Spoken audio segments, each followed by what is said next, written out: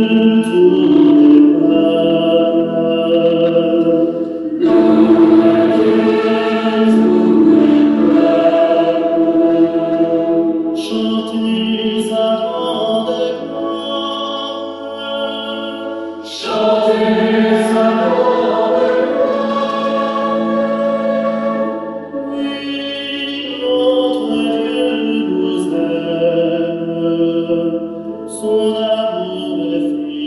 nom du Père et du Fils et du Saint-Esprit, Amen. Les bénis de mon Père, bonjour. Je suis heureux de vous avoir aujourd'hui en ce début de méditation pour que nous continuions ce que le Seigneur nous donne de si bien de faire, écouter sa parole chaque jour et de nous efforcer à la mettre en pratique, sachant que nous sommes toujours libres, les bénis de mon Père, de suivre le Seigneur ou de ne pas le suivre, comme nous l'avons entendu à Ben Sirac, le sage.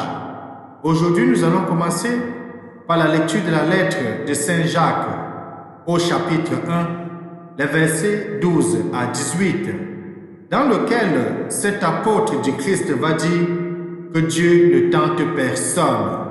Vous les bénis de mon Père, il va souligner que c'est notre propre convoitise qui nous entraîne et qui nous séduit à tel point que nous succombons dans le péché. Cela peut nous montrer l'attitude d'Ève au jardin d'Éden lorsque sa convoitise avait été aiguisée par Satan, par Diabolos, à travers la personne du serpent, dont le texte dit que c'était l'animal le plus rusé de ce temps-là et du jardin. Ensuite, nous pouvons dire dans le psaume, « Heureux l'homme que tu châties, Seigneur. » Oui, les bénis de mon Père, lorsque le Seigneur châtie, ce n'est pas toujours pour nous nuire, mais c'est pour nous ramener à l'intelligence, à la sagesse, comme un père qui non seulement réprimande son enfant, mais qui le soutient dans cet acte-là. Et enfin, nous allons proclamer l'évangile de Jésus-Christ selon saint Marc, au chapitre 8, les versets 14 à 21, dans lequel le Seigneur va dire clairement aux apôtres de prendre garde au levain des pharisiens, mais aussi au levain d'Hérode. Nous savons ce que Hérode est capable de faire. Nous savons aussi ce que les pharisiens sont capables de faire. Hier déjà, nous avons vu qu'ils mettaient Jésus à l'épreuve en lui demandant un signe. Tournons nos sens à l'intérieur. Apprêtons, les bénis de mon Père, les textes bibliques de ce matin. Bienvenue. Marchons sur les pas du Seigneur pour rendre gloire à notre Dieu. Le Dieu des dieux, le Seigneur, convoque la terre au jugement de son peuple. Je ne t'accuse pas pour tes sacrifices, tes causes sont toujours devant moi. Si j'ai faim, irai-je te le dire, le monde et sa richesse m'appartiennent. Eh bien, mon Père, tournons-nous vers notre Seigneur et prions.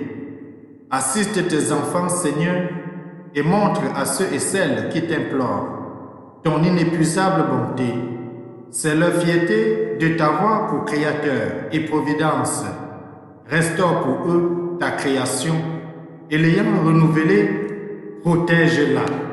Nous t'avons prié par Jésus-Christ, ton Fils bien-aimé, lui qui vit avec toi, Dieu maintenant pour des siècles et des siècles. Amen. Ouvrons à présent, les bénis de mon Père, nos Bibles à Jacques chapitre 1, les versets 12 à 18.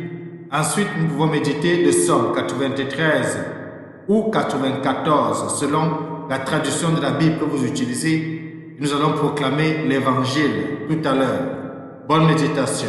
Alléluia, Alléluia, Alléluia,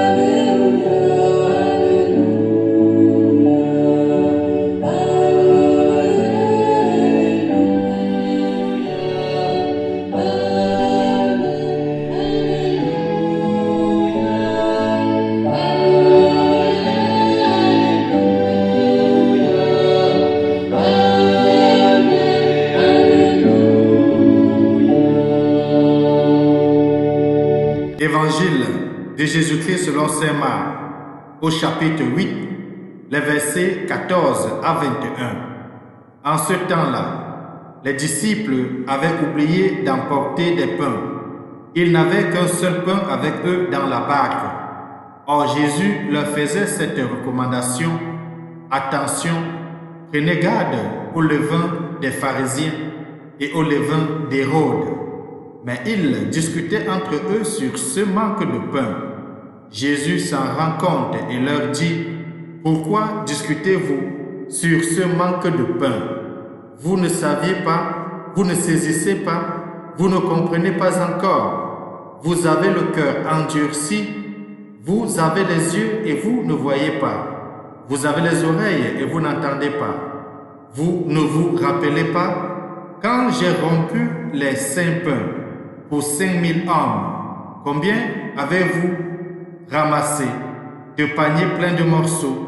Ils lui répondirent: 12.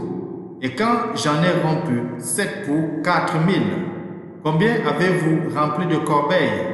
En ramassant les morceaux, ils lui répondirent: 7. Il leur disait: vous ne comprenez pas encore. Acclamons la parole de Dieu. Louange à toi, Seigneur Jésus-Christ. Prenez garde au levain des pharisiens et au levain d'Hérode. Bien de mon Père, c'est ainsi que notre Seigneur met en garde ses disciples. Et on peut se dire, comment rester insensible à ce soupir de lassitude qui s'entend dans cette question de Jésus?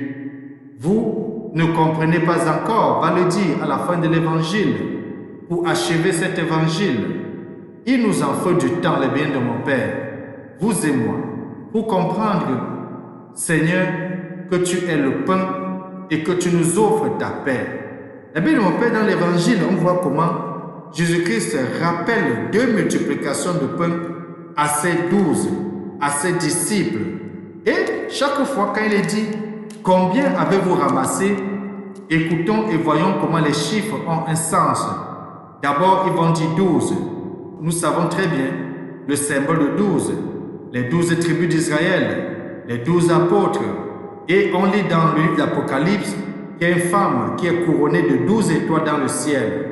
Donc 12 déjà est assez symbolique. Ensuite, il va dire 7.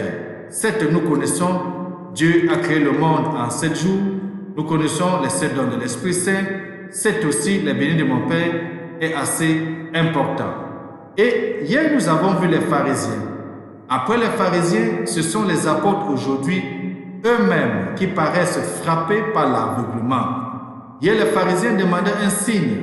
Aujourd'hui, les apôtres ne sont pas capables de voir en Jésus-Christ le pain vivant, le pain envoyé par le ciel pour nous donner la vie éternelle, pour nous apporter le salut. Les apôtres vont recevoir les mêmes reproches que ceux de dehors. À peine vient-il d'être mis en garde contre le mauvais levain, c'est-à-dire contre les mauvais penchants qui sortent du cœur et que l'on considère comme source d'impureté et de corruption. Les voilà en proie à l'inquiétude, mais aussi à l'agitation, qui discutent pour un morceau de pain, absolument rebelles aux efforts de Jésus, pour leur révéler le sens authentique de la mission à laquelle il veut les associer. Et voilà, bien de mon Père, ça reflète un peu ce que nous sommes tous les jours. Et j'avais toujours l'habitude, et je le souligne encore aujourd'hui, nous laissons souvent l'essentiel pour nous attacher de ce qui est marginal.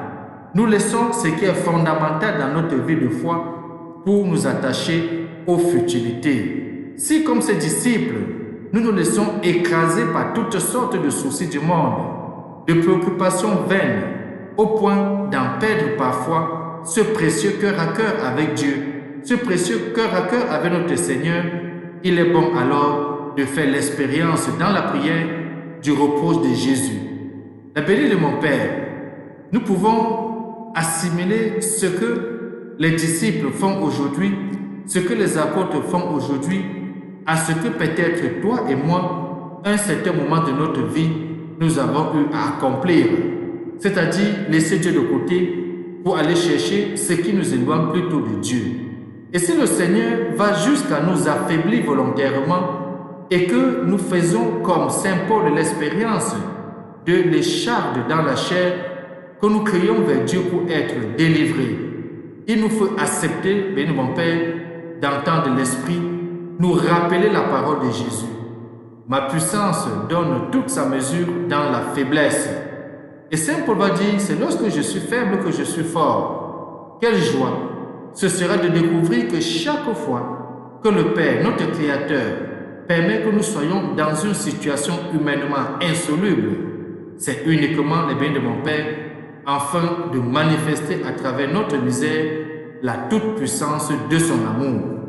Nous pouvons nous tourner vers l'Éternel des armées pour lui demander de continuer à nous ouvrir les yeux, à nous permettre non seulement de le voir, mais surtout de le comprendre. Qu'il nous bénisse aujourd'hui et nous garde, lui qui est Père, Fils et Saint-Esprit. Amen. Bonne journée.